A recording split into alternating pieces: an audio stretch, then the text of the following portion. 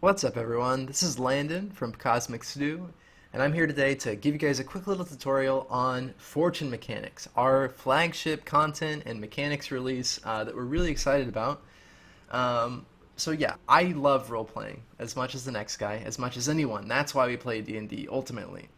But I have to admit that coming from playing popular MMOs and RPG games in my childhood, I have a particular affinity for the accumulation of wealth and powerful magic items that you attain throughout your quests. And I think a lot of you probably share that same sentiment.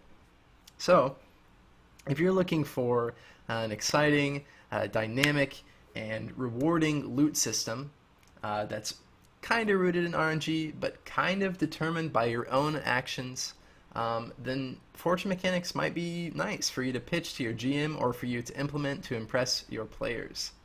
So these mechanics introduce Fortune, I say in air quotes, as kind of like a skill for affecting your players' gameplay, maybe their character backstories. These mechanics aren't intended to replace whatever existing loot system you're working with. I know, like, sometimes it's imperative to your quest line to reward your players with a magic dragon slaying sword before you pit them up against your dragon boss. Like, you've got to have fixed loot sometimes. It's just how the game works. So we understand that, and we appreciate it. But fortune mechanics are intended to turn the monotonous, the chance encounter, that kind of thing, into a remarkable and memorable experience. Alright, so before getting you up to game speed, I just want to establish a few definitions that we can share so that while I'm taking you through the process, you understand what I'm talking about in the moment. If at any time you're not familiar with the term that I'm using, just refer to these slides as your cheat sheet. So yeah, let's get into them.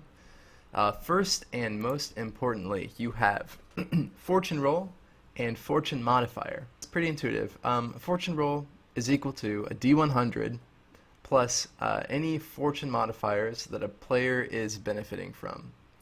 So fortune modifiers are usually granted by items. The back of Fortune Mechanics Supplement actually contains a number of unique items that either enhance or inhibit your fortune modifier. These items are called items of fortune. Not very creative. But yeah, that's the gist. If you remember those things, you can probably figure out everything else. Up next, we have the loot drop. Now, this might sound kind of silly and like redundant, but this is the way that we break down how you receive your reward for successfully completing an encounter. So it's twofold. You've got loot, that's the gold component, the currency component. And then you have the drop component, and the drop is what everyone really cares about. It's the item component. And I'll define what all these things mean going forward. I just wanted to have this on your guys' mind so you can refer back to it. Alright, so up next we have the fortune roll sum. This one's pretty straightforward. It's just the sum of all participating players' fortune rolls. It's used for calculating the amount of gold, or loot, the players receive. And now we have the loot multiplier. So this is a multiplier that affects the player's gold, which is determined by remarkable fortune rolls. Now what we mean by remarkable fortune rolls is anything above a 90. Like, you should be rewarded for that. It's rare. And these stack. So if there are two players in your party who both roll a 90, that means you get 4 times multiplier, 2 times 2. Alright, so up next we've got the fortune roll average. The average of all participating players' fortune rolls. It's used in conjunction with a conditional modifier to calculate the drop tiers of the item or items that the players receive. Alright, the conditional modifier. So this appears in both the loot and the drop portions, and it's very important to remember. So it's pretty straightforward. So it's a modifier that's added to the player's fortune roll average or fortune roll sum to calculate the gold or the drop tier of awarded items. Usually, almost always, a conditional modifier is equal to the CR of the encounter, the challenge rating. So that means if you're fighting a CR10 fire giant, your players defeat it, their conditional modifier is 10, just equal to the challenge rating. However, when you're allowing your players to make a fortune roll after opening a chest that they find or completing a quest or something like that, something that's not combat related, You, the GM, you set the conditional modifier at your discretion. Alright, so let's just quickly revisit the loot drop again, now that we understand the definitions of everything else. So again, it's the reward that you receive. It's twofold: loot equals gold, drop equals items. The gold is equal to the fortune roll sum times the conditional modifier times any loot multipliers that apply. And the drop tier is equal to the fortune roll average plus the conditional modifier. Alright, so here are a couple important tables. So it is possible to receive more than one drop from an encounter, and the CR determines the number of drops that you receive from each encounter. So if the CR is 0 to 9, you only get one drop. It's not that hard, sorry. But if you kill a CR 20 monster, you get 3 drops. And so the way that it works is all players participate in the first fortune roll. The player with the highest fortune roll receives the first drop. That person is then ineligible to make any subsequent fortune rolls. That is to say, if there are 2 drops from an encounter, the person who receives the first drop does not make a fortune roll to be eligible for the second drop.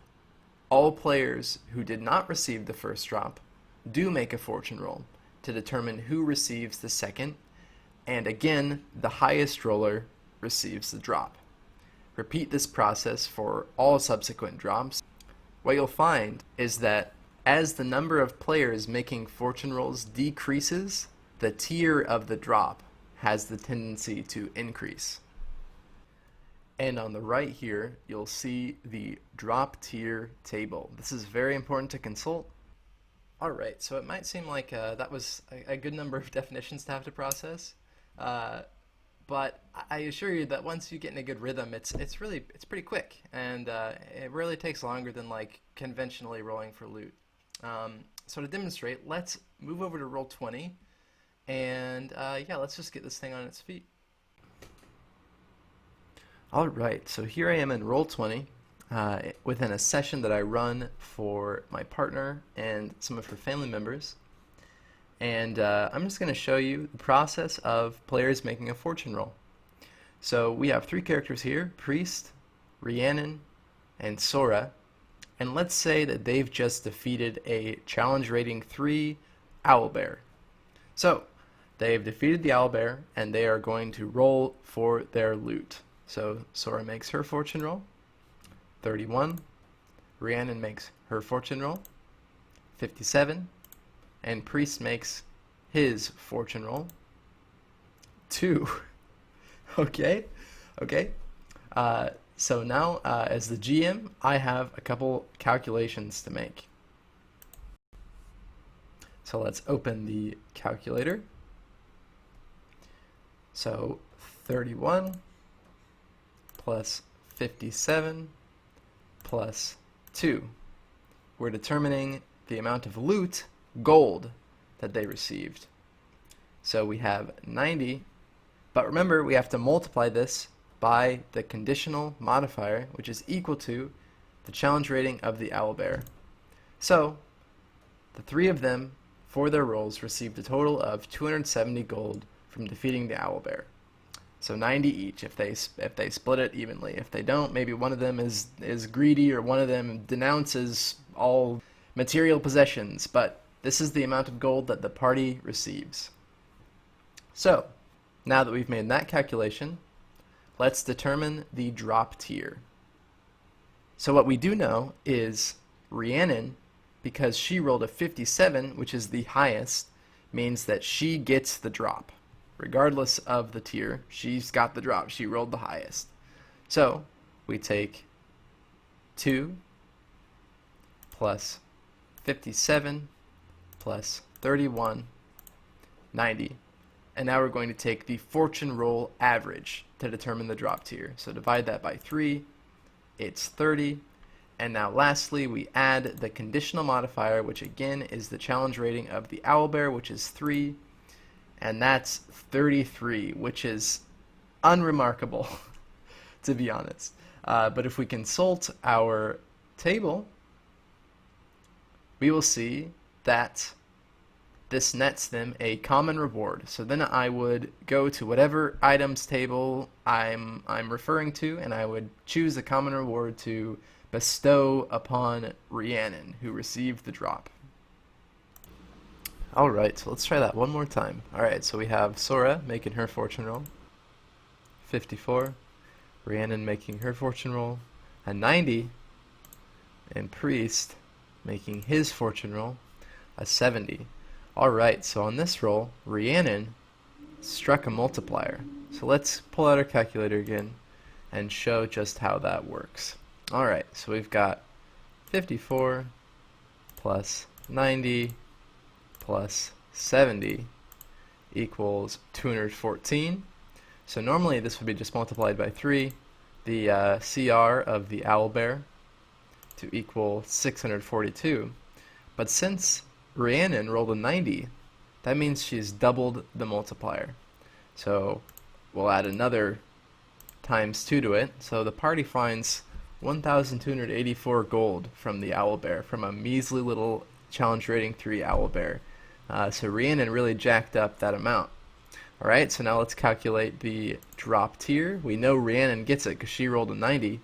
So we've got 54 plus 70 plus 90 equals 214 divided by 3 players equals 71.3 plus 3, the challenge rating of the owlbear.